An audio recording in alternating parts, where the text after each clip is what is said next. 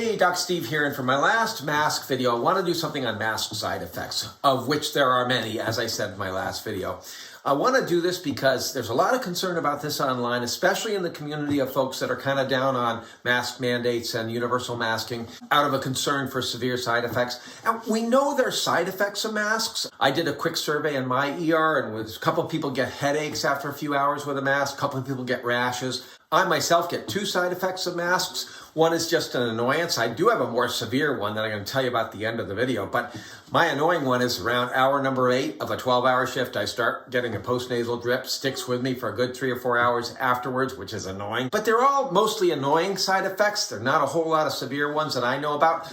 Certainly in a subset of the population, like chronic lung patients, you have to be super careful about wearing masks for long periods. There's some danger in that. But apart from that, I didn't know of any other severe side effects. So it was partly out of interest for myself too. So I Googled proven side effects of masks, and up popped right at the top of the list a great review study that purported to look at all the negative side effects of masks that have been proven in studies. So I felt like I hit the jackpot. It's all right here. The second reason I think I hit the jackpot is this is the study I think is getting quoted a lot online by people who are concerned about masking. When I was looking over for mask concerns online, I found this article quoted multiple times. So that's why I thought it was a great one to read. So this article really looked to be the mother lode in terms of the information that people are citing online in their concerns about masking. So this review listed a ton of possible side effects. Let me give you a partial list. Headache, dizziness, drowsiness, fatigue, decreased cognition. That's a bad one working in the ER. Increased heart rate, increased blood pressure, decrease in the oxygen in the blood, increase in carbon dioxide in the blood, decrease in empathy. Not sure how that even made it onto a list to test for side effects of masks, but there it was. I mean, in our ER, where we have a mask requirement, our empathy drops like a rock, not from wearing masks, but from trying to get other people to wear them. But there it was. Apparently, it's a side effect of masks. Now, I tried to make this correlation in my last video, the one that was titled 0.5% effectiveness of masks. Math-enabled people like moi equals dead boring. Well, I am proof positive. I find reading medical studies and reviews and finding flaws in them to be fun. How would you like me for a dinner partner? Does that sound like a blast? Well, I have to tell you, this review really defeated me. It's 64 pages long. It's packed full of content, very dense. It was a real sleeper. I mean, even the title's long enough to put you to sleep. This is the title. Is wearing a mask over the nose and mouth free of undesirable side effects in everyday use and free of potential hazards? Not exactly gripping. Well, I did get through it. I want to give you my take on it. Well, I showed my hand. I like finding flaws in reviews, and this review was no different. There's some very significant flaws. And the first one showed up in literally the first couple of pages in how they decided which studies they were going to review. You see, when a reviewer does a review, they go to the medical Google. Yes, there's a medical Google. It's not called Google, but they went to the medical Google and they searched masks, N95s, adverse effects, side effects, and they came up with 1,220 plus articles that purported to deal with this question. And they had to eliminate a bunch just because it didn't really try to answer the question.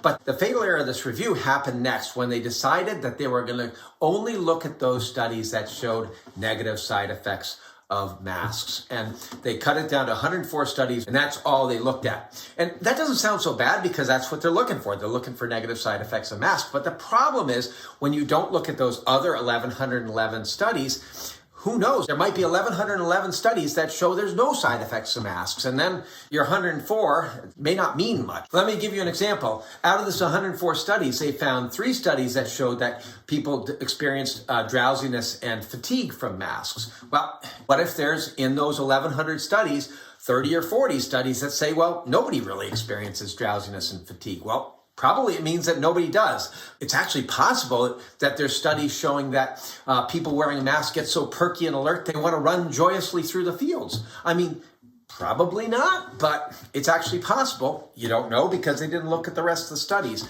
And this is a real problem with their methodology here. So a major methodological flaw right at the outset, which basically throws into question all their results. But there was a second problem. I originally was going to give the reviewers the benefit of the doubt that they were actually representing the results of these studies properly in the body of the review itself. But when I saw the list of side effects, I realized there's a lot of these that just involve numbers. And it's easy to show a significant, as in statistically significant difference in a number. But the question is it really a difference that's going to make any difference to the patient? In other words, what we call clinical significance. And given that first methodological flaw, I thought I should probably check to see if they're really representing them properly. Now, little disclaimer, I didn't look at all 104 studies, but I did take a sampling of 8 studies that they reviewed, and I looked at how they were representing them. And to be honest, out of those 8, 7 of them were either misrepresented or exaggerated in the body of the review. So let me give you a couple examples. There's one study where they documented a rise in the heart rate of 8 beats per minute. I mean, that's not much. And frankly, it could even be considered a positive. I mean, most of us don't get enough aerobic exercise, right?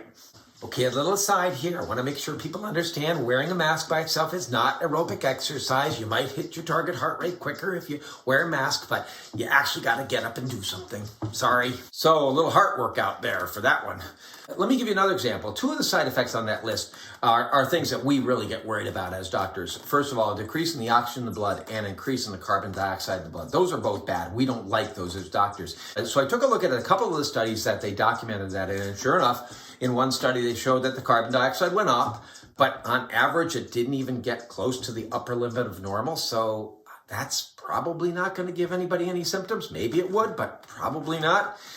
The other one was even more marked in how it was misrepresented, and that was a study where the oxygen dropped a tiny bit, the carbon dioxide went up a little bit, and that study was actually titled Absence of Consequential Changes in Vital Signs During Mask Use. And the authors of the study demonstrated those tiny little changes, but they said these changes are so small as to not possibly make any difference. So out of those 7 studies, the one that they did represent right was very significant clinical difference in the oxygen in the blood, but it was a subset of the population and a situation where, I mean, it's pretty much irrelevant to most of us. It's a dialysis patients, which is a super sick subset of the population.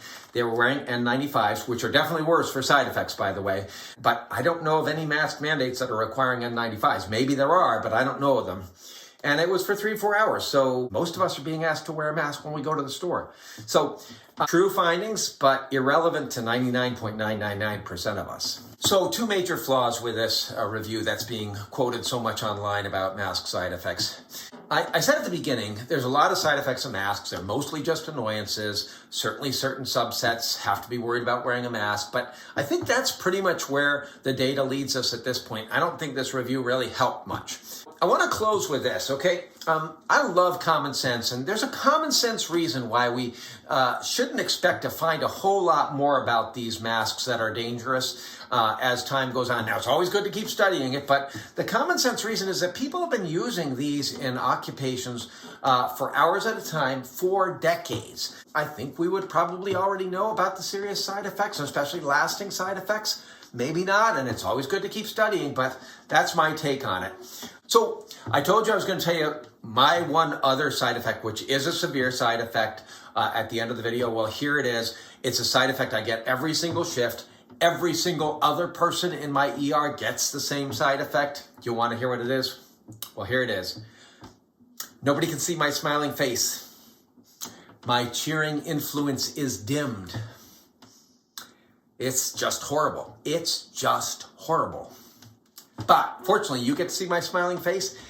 And if you tune in next time, you'll see it again. So thanks for watching. See you later. Bye.